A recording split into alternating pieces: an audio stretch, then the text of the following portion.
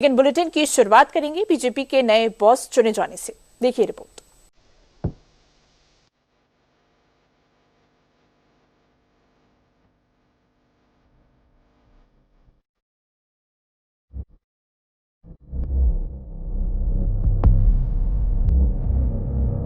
BJP के सियासी इतिहास में ये तस्वीर एक नए अध्याय के तौर पर दर्ज हो चुकी है। महज 45 साल की उम्र में सबसे युवा ये चेहरा बीजेपी की उस कुर्सी पर विराजमान हो चुका है जिस कुर्सी से बीजेपी की दिशा तय होती है, जिस कुर्सी से संगठन की धड़कन चलती है, जिस कुर्सी से चुनाव की चुनौतियों का हल निकाला जाता है।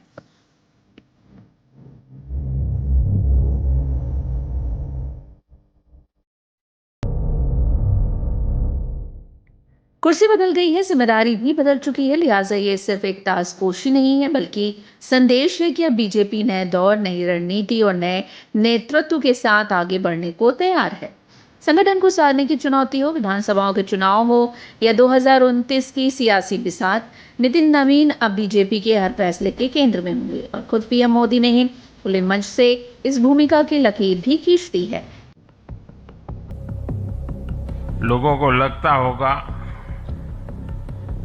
कि नरेंद्र मोदी देश के प्रधानमंत्री है, तीसरी बार प्रधानमंत्री बने,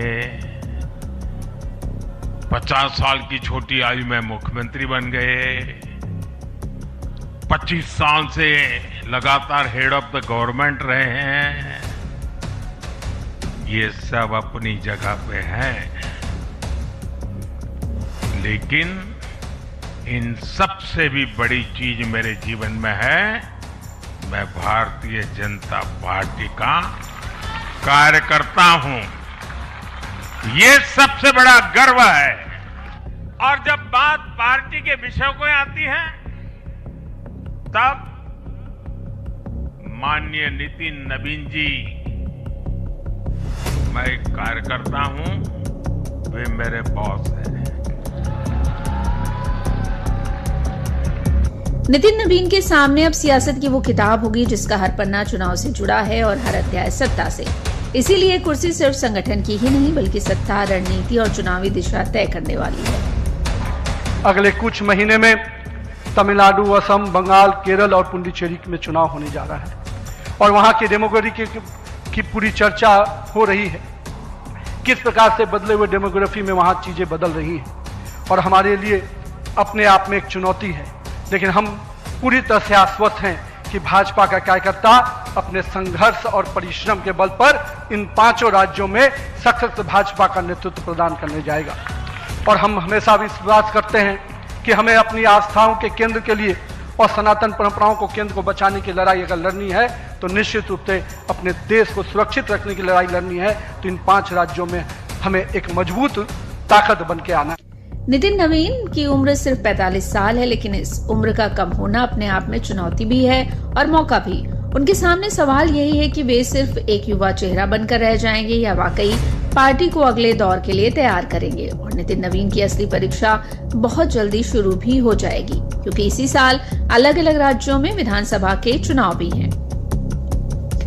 2026 में पश्चिम बंगाल, तमिलनाडु, केरल, असम और पुडुचेरी में विधानसभा चुनाव होने हैं। इनमें से असम और पुडुचेरी को छोड़ दें तो बाकी जगह बीजेपी सत्ता में नहीं है। तमिलनाडु और केरल में बीजेपी का संगठन कमजोर माना जाता है। पश्चिम बंगाल में पार्टी मुख्य विपक्ष जरूर है, लेकिन ममता बीजेपी के लिए बड़ी रुकावट मानी जाती है। देखिए, भारतीय जनता पार्टी ने एक बड़ा संगठनात्मक बदलाव किया है। नितिन नवीन को बड़ी जिम्मेदारी दी गई है, अब अध्यक्ष बन गए हैं। इस जिम्मेदारी को लेकर हमारे साथ भारतीय जनता पार्टी के प्रवक्ता हैं संजय चौधरी जी, जो कि जानकारी देंगे कि किस तरह से इस फैसले को वो देख रहे हैं। देखिए, भारतीय जनता पार्टी युवाओं को, प्रतिभाशाली व्यक्तित्व को आगे लाने का लगातार काम करती है और इस बार भारतीय जनता पार्टी ने अपने नेतृत्व को और गतिशीलता देने के लिए 45 वर्ष की उम्र, 5 बार का विधायक का दायित्व, मंत्री का दायित्व निभाने वाले, इतने कम उम्र में इतनी ज़्यादा उपलब्धि हासिल करने वाले व्यक्तित्व के रूप में श्री नितिन नवीन जी को पार्टी का राष्ट्रीय अध्यक्ष बनाया है। अब इन चुनावों में जीत से ज्यादा अहम बात होगी कि बीजेपी कैसा प्रदर्शन करती है, क्योंकि अगर नतीजे खराब रहे तो सवाल सीधे नितिन नवीन के नेतृत्व पर उठेंगे। यही वजह है कि ये चुनाव नितिन नवीन के लिए अग्नि परीक्षा जैसे हैं, जो वो खुद जानते भी हैं और समझते भी हैं। यही नहीं, नितिन नवीन के सामने सबसे बड़ी चुनौती संगठन और सरकार के बीच संतुलन बनाकर भी रखना होगा। बीजेपी दुनिया की सबसे बड़ी पॉलिटिकल पार्टी है। बीजेपी के करीब 18 करोड़ से ज्यादा प्राथमिक सदस्य माने जाते हैं। ये संख्या रूस, जापान और ब्रिटेन की आबादी से ज्यादा है, जबकि करीब 21 राज्यों में बीजेपी या उसकी अगुवाई वाली सरकार है। यानी नितिन नवीन ने कुर्सी ऐसे समय में संभाली है जब बीजेपी सबसे मजबूत है, और इस मजबूती को बनाए रखना ही नितिन नवीन के लिए सबसे बड़ी जिम्मेदारी होगी।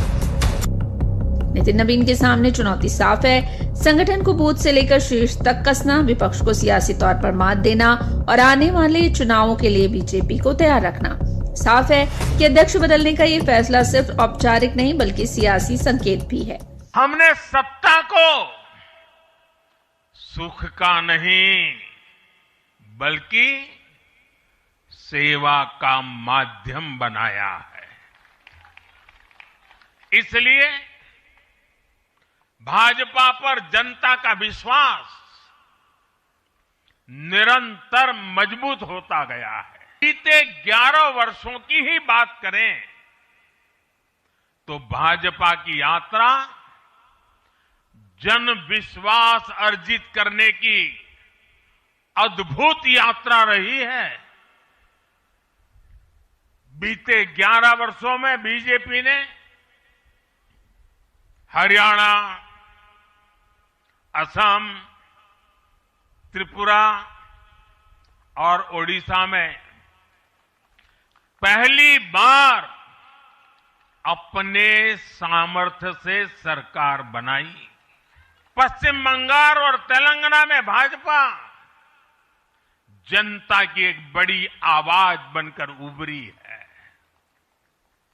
अक्सर होता यह है कि लंबे कार्यकाल के बाद सरकारों के लिए टिके रहना मुश्किल होता है, लेकिन बीजेपी ने इस ट्रेंड को भी तोड़ दिया है।